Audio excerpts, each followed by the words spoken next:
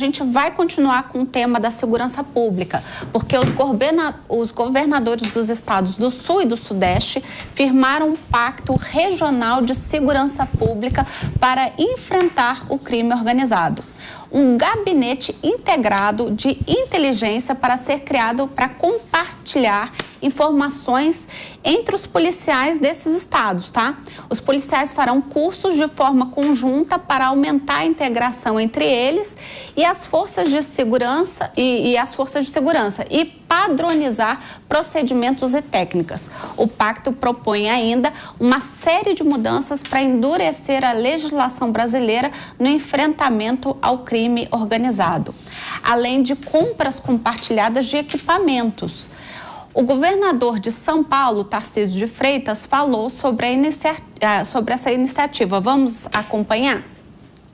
Nossos estados somados representam 114 milhões de brasileiros. Representam 70% da economia nacional, 70% do PIB. Isso dá uma ideia da responsabilidade que nós temos. E, obviamente, se a gente trabalhar em conjunto, a gente vai ser mais capaz de produzir política pública de qualidade. O que a gente mais ouviu aqui foi a palavra integração, cooperação, foi a palavra união. É assim que a gente vai trabalhar e várias soluções estão sendo dadas em todos os campos da administração. Então, a gente sai daqui orgulhoso, feliz com os nossos times de trabalho, times que estão cada vez mais integrados, e a gente começa a ver nascer aqui um grande espírito de corpo que une esses 7 estados. E eu tenho certeza que a gente vai poder dar um excelente exemplo para o nosso país. Bom, e por falar em crime organizado, a facção Bonde do Maluco, que nasceu em 2015 dentro de um presídio em Salvador, na Bahia, se aliou recentemente ao PCC. E um relatório do Ministério da Justiça vê risco desse grupo ter alcance nacional. Além disso, a organização é citada em documentos oficiais como uma das maiores e mais perigosas do país, com participação, inclusive, no tráfico internacional de drogas. E a nossa equipe está dizendo aqui no meu ponto que houve mais uma fuga de prisioneiro agora à tarde. A Mel tá apurando isso e ainda dentro do Linha de Frente a gente traz informações para vocês. Mas vamos voltar aqui para o tema de novo de segurança pública, sobre essa questão aí do Bonde do Maluco, que a gente já até discutiu no Linha de Frente de final de semana, que é aí uma facção lá da Bahia, se aliando aí ao PCC, né? Ou seja, cada vez mais a gente vê uma articulação, uma integração entre eles. E, de fato, será que esse apoio entre estados do Sul e o Sudeste vai gerar aí um fortalecimento para o enfrentamento, de fato, desses crimes organizados?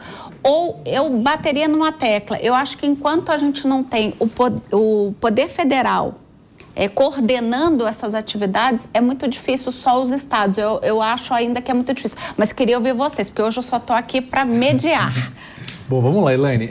Eu acho positiva uma iniciativa como a dos governadores de se unirem para trocar informações sobre o combate ao crime organizado. Nós já demos aqui na chamada da matéria, facções criminosas de estados distintos se unindo e operando até mesmo fora do país. Então, essa troca de informação é necessária. Mas eu acho que isso não necessariamente implica na necessidade de nós termos um controle federal sobre a segurança pública.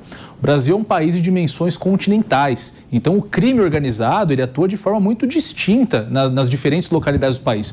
O PCC, por exemplo, que tem também operações de garimpo ilegal no norte do país, ele não atua no alto do morro aqui em São Paulo da mesma forma que ele atua dentro da mata, lá no rincão do Pará. Então é importante que nós mantermos com os governadores a competência para determinar políticas de segurança pública específicas para as localidades. Então, nesse ponto, eu acho que não seria muito positivo nós termos a centralização das políticas de segurança pública, o que não impede essa troca de informação entre os governadores, entre os secretários de segurança pública, como eu disse no início.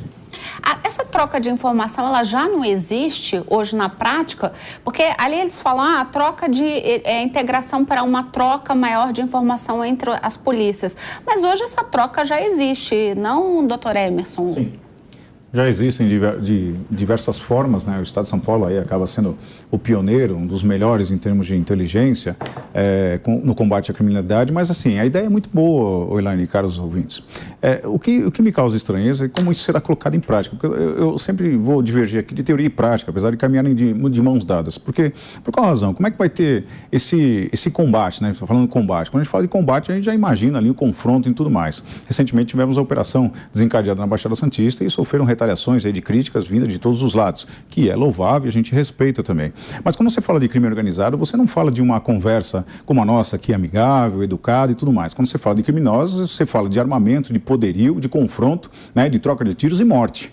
Então, como é que será feito isso? Como é que, num país em que nós não temos uma garantia jurídica para os operadores, né, das forças de segurança, como é que isso é colocado em prática? As inteligências funcionam e essas prisões como é que são feitas? Quando os marginais estão, ainda que dentro de um local ali homiziado, seja uma casa, seja um kitnet, seja em qualquer lugar, eles não estão sujeitos a serem presos. E eles fazem um confronto direto com as forças de segurança e não raras vezes a gente tem a notícia de que, infelizmente, pessoas foram evoluídas ao óbito.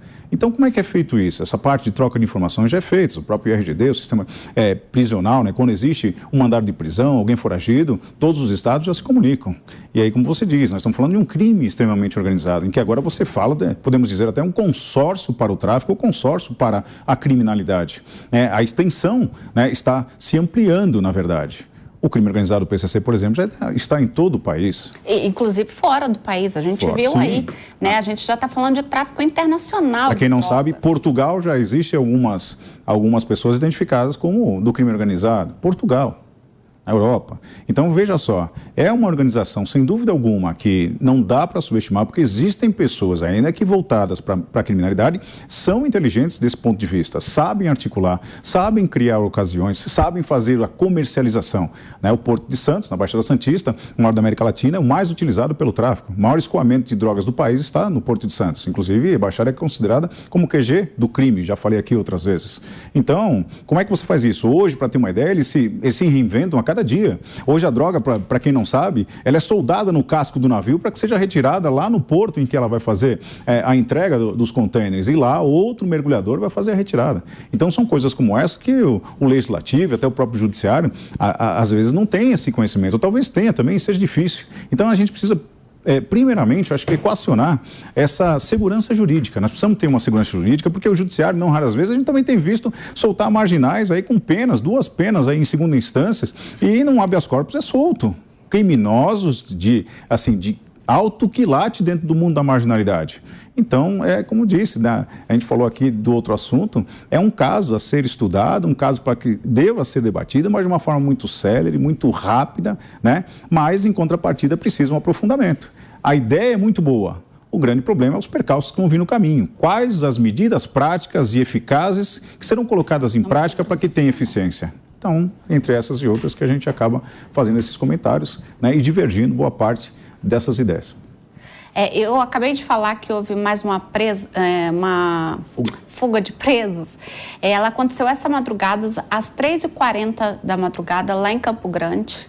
Nossa. 2 já foram capturados e 2 seguem sendo procurados. Então, mais uma fuga de presos, porém não em presídio de segurança máxima, ou seja, não em presídio federal. Esse é num presídio estadual e a Mel está levantando aí mais informações e a gente vai trazer a qualquer momento aqui no Linha de Frente. Tá bom? Gente, eu queria falar o seguinte, queria fazer uma provocação aqui no meio dessa tarde para vocês. Nessa questão, né, que a gente está falando aí, e aí me preocupa muito, a gente viu ali o Tarcísio dando entrevista e falando dessa parceria aí entre os estados, mas saiu dados recentes do Ministério Público de São Paulo mostrando que o número de mortes por policiais militares no estado de São Paulo quase dobrou. Ele cresceu muito. Ele tinha caído quando a gente começou a usar as câmeras nos uniformes dos policiais, mas ele agora vem crescendo, né? Nesse atual governo ele vem crescendo, principalmente ali na Baixada Santista. E aí eu quero fazer uma provocação, dito isso, eu quero fazer uma provocação para vocês. né? Quando a gente fala em segurança pública, para a gente garantir segurança pública, necessariamente a gente precisa esbarrar em direitos humanos, ou seja, a gente precisa deixar de lado um pouco a questão dos direitos humanos, enfim, da questão da custódia, de tentar ouvir o preso, de olhar a situação social. A gente tem que largar um pouquinho de lado a questão de direitos fundamentais e direitos humanos para poder garantir à população segurança pública. Isso é uma dicotomia, ou eu tenho um ou eu tenho outro? E aí, óbvio que eu vou começar com o mais polêmico da mesa, Loyola. Já ganhou o título. Depende de quem esteja assistindo, mas vamos lá. Não me parece ser uma dicotomia, tá? Eu vou tentar desenvolver aqui meu raciocínio. A questão de segurança pública e o impacto que isso tem na sociedade tem, obviamente, uma série de variáveis que impactam nisso, seja a circulação de armas, seja a questão de desigualdade, seja a questão da organização dos poderes paralelos, as estruturas das polícias, que inclusive já até estava conversando com o doutor Emerson outro dia, ainda que São Paulo seja até um dos exemplos, segundo ele, que conhece melhor aqui a estrutura local, a gente falha muito nacionalmente na questão das estruturas das polícias, estrutura de inteligência, estrutura de tecnologia que leva efetivamente à resolução de crimes. Hoje o Brasil não consegue resolver uma parte enorme dos seus crimes. O último dado que eu olhei era algo perto de 70% dos crimes não solucionados, né? Agora, um ponto a gente vai resolver isso olhando integralmente para todas essas questões. Ou a gente tem o risco de cair num processo antidemocrático que vai, sim, se desfazer de direitos civis, constitucionais, humanos, para, entre muitas aspas, resolver o problema da segurança pública, o que acaba, na verdade, favorecendo ali um sistema que pode ser até criminal. Você pode ter um envolvimento direto do crime com o governo e isso fazer com que o governo em questão persiga opositores, que é algo que eu acho que ninguém deseja. Então, eu acho que o enfrentamento da questão de segurança pública, e na verdade eu queria dizer que eu gosto muito da solução dos governadores, porque eu acho que apesar do que o doutor Emerson falou aqui sobre o compartilhamento, eu consegui aqui, numa pesquisa rápida, ver vários convênios que foram sendo feitos ao longo desses anos, né? Então, não é tão automático que o governo do Rio de Janeiro tenha acesso aos dados do governo de São Paulo. Então, me parece algo... eu estava defendendo isso, não está na roda outro dia, porque também temos evidência de que o compartilhamento de dados vai auxiliar, porque é isso, às vezes o cara é pego fichado no Rio de Janeiro por um determinado crime, tem informações sobre ele numa determinada investigação. Isso não é necessariamente... A questão de gestão de bases de dados das polícias, ela é bastante complexa, né? Enfim, são informações que são muito sensíveis. Agora, eu acho que o caminho, e aí, mais uma vez, me coloco aqui como alguém que consome aí os especialistas em segurança pública, para mim tecnologia, para mim, para esses especialistas, é tecnologia, é sim um trabalho de inteligência, é valorização da classe, é valorização do processo da investigação, é investimento, que eu acho que é isso que vai acabar efetivamente impactando os dados de segurança pública. Só para enriquecer um pouco desse debate, as mortes por PMs aqui em São Paulo cresceu 94% no primeiro bimestre deste ano, tá? Os dados são do Ministério Público de São Paulo e apontam que o total de suspeitos mortos saltou de 69 para 134. Deise Tchocari. São dados bem preocupantes, assim. Eu sempre defendi que a gente tem que ter no Brasil, em qualquer lugar do mundo, né, uma polícia cidadã, né? Mas é muito difícil com os níveis de violência que a gente tem, a polícia se tornar tão pacificadora, né? Porque sempre tem uma reação. Eu estava pesquisando um tempo atrás o que tinha acontecido com o SUSP, que era o Sistema Único de Segurança Pública, que foi criado no governo Michel Temer, que era justamente essa proposta que os governadores apresentaram agora para integrar as polícias dos estados. E o SUSP foi criado pelo Michel Temer porque em 2017 estavam morrendo 175 pessoas por dia no Brasil por crimes violentos, né? E aí o Michel Temer criou esse SUSP, mas ele ficou parado. Então eu espero que essa tentativa dos governadores de unificar a inteligência, a tecnologia, unificar os estados no combate ao crime, seja também em torno do SUSP, porque era um projeto interessante que tinha uma validade muito construtiva. Agora, o que acontece aqui? Aí a gente vê, eu acho que não tem, eu concordo com a Elaine, não tem como a segurança pública funcionar no Brasil se não tiver uma iniciativa do governo federal. Aí o que a gente viu no ano passado, quando deu a crise justamente na Bahia, que agora a gente estava falando do bonde do maluco aqui, justamente na Bahia. O governo federal anunciou um pacote de 900 milhões de reais, quando as emendas parlamentares somam 54, 55 bi. Então fica uma discrepância muito forte. Em relação a essas mortes dos PMs, aí eu concordo com o Loyola que eu até quero ouvir os especialistas, porque eu tenho uma pergunta para te fazer, Emerson. Tu sabe qual é a situação na Baixada Santista que está provocando esse aumento de mortes lá? O que está fomentando isso para que aconteça? A gente sabe que o Brasil é violento, o maior problema do Brasil hoje é a violência, mas o que acontece na Baixada Santista que volta e meia a gente vê as notícias virando para lá de novo? É muito simples, é só você ir em qualquer bairro um pouco mais afastado da Baixada Santista, você transitar depois das 20 horas da noite. Você vai perceber. A segurança lá não existe. A marginalidade tomou conta da cidade, de algumas outras cidades, né? Praia Grande, por exemplo, ainda tem um índice um pouco menor, mas São Vicente, Guarujá, Cubatão e Santos, assim, cresceram de uma forma vertiginosa. O que acontece? Cada vez mais, a Elaine falou aqui, né, que alguns suspeitos foram mortos.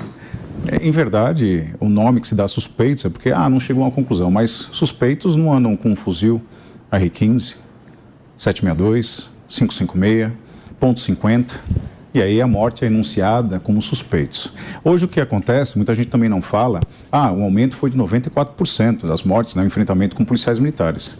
Aí eu pergunto, né, pergunto para quem está na ponta da linha, e o enfrentamento diante das forças de segurança? Vocês devem ter visto alguma notícia de que pessoas na comunidade enfrentando policiais militares, batendo, tomando arma, matando policial militar, roubando viatura. Então, esse crescimento, essa falta de segurança gerou também, numa expectativa de certa parte da sociedade, um avanço da ilegalidade. Eles não têm medo hoje das forças de segurança, até porque eu disse e repito, não existe um respaldo jurídico para as forças de segurança. Não é simplesmente colocar como cães e falar assim, avance e morda. Tem que ter um respaldo jurídico e não tem um respaldo jurídico. A marginalidade tem crescido de uma forma assustadora. Os índices de roubo, furto, homicídio cresceram. E isso ninguém fala. Então, quando a gente tem um dado crescendo de um lado, é proporcional que o outro também deva crescer. Porque o enfrentamento das forças de segurança tem sido diuturnamente comuns, infelizmente. E na Baixada Santista, de um modo especial, que a gente conhece muito bem, o crime, né, a parte geográfica da Baixada Santista é muito favorável. Então, para as forças de segurança conseguirem entrar numa comunidade é muito difícil, tem que ser em grande quantidade, de uma forma estratégica, e são recebidos, via de regra, a bala. Então é muito difícil. Para quem nunca viveu isso, aí sim existe a dicotomia da realidade para os dados estatísticos que a gente vê. Agora pergunte para um policial militar, para ele narrar qual é a sensação de estar, né, no meio da madrugada, numa comunidade com tudo apagado, uma comunidade muito simples e sofrendo diversos disparos de arma de fogo contra a sua vida, em que a sua família está em casa, seus filhos estão em casa. Qual é o filme que passa na cabeça desse profissional? É importante ouvir sempre os dois lados, né? Não estou dizendo que não existam falhas e cometimento, porque ali atrás de uma falha também existe um ser humano. Mas essas falhas eu posso assegurar para vocês que a Polícia Militar, principalmente a do Estado de São Paulo, ela corta na própria carne. Vinha falando aqui outro dia para o colega Diego aqui, muita gente acha que a Justiça Militar, nós temos um Tribunal de Justiça Militar no Estado de São Paulo, né, só 3 estados possuem, Minas Gerais, Rio Grande do Sul e São Paulo, eles cortam na própria carne, eles não têm medo de expulsar um policial. Quando arranham, né, as duas pilares de sustentação das forças de segurança, da Polícia Militar de modo especial, que é a hierarquia e disciplina, eles não perdoam, eles colocam na rua, prendem, fazem e tudo mais. Então, essa é a condição. É importante ouvir os dois lados, É óbvio que ninguém gosta de ser fiscalizado, Deise, e isso é muito ruim. Nem nós gostamos, às vezes, de ser fiscalizados. E esse confronto, esse avanço do abuso, né, por parte de uma fatia da sociedade tem causado esses confrontos. Porque eu digo para você, como é que você confronta alguém que está tentando lhe agredir? Você se esconde, você corre, né? É uma coisa até muito agressiva de dizer, mas ninguém entrega rosas para quem está lhe dando um disparo de arma de fogo, muitas vezes de fuzil. As imagens que nós vimos dos policiais mortos também, covardemente, né? E é lamentável, né? Quando é uma vida perdida, a gente tem que lamentar, porque às vezes até do marginal existe a mãe do marginal, existe a família do marginal, mas ele escolheu um lado. E a vida é feita de escolhas, não é verdade? Eu prefiro optar por lado de quem está, né, nos defendendo, porque muitas das vezes você faz o 9-0, o sujeito que vem lá ao seu encontro, fazer o socorro para você, ele coloca a sua própria vida, né, nas mãos da sorte, sem ao menos conhecer você. Então é muito difícil. Só para concluir, não quero me estender muito, Elaine, mas eu acho que aqui no Brasil, a boa parte da sociedade, da imprensa, tem uma má vontade com a polícia. E é isso que o Emerson está falando, né? Se escuta sempre só um lado e o outro fica de fora.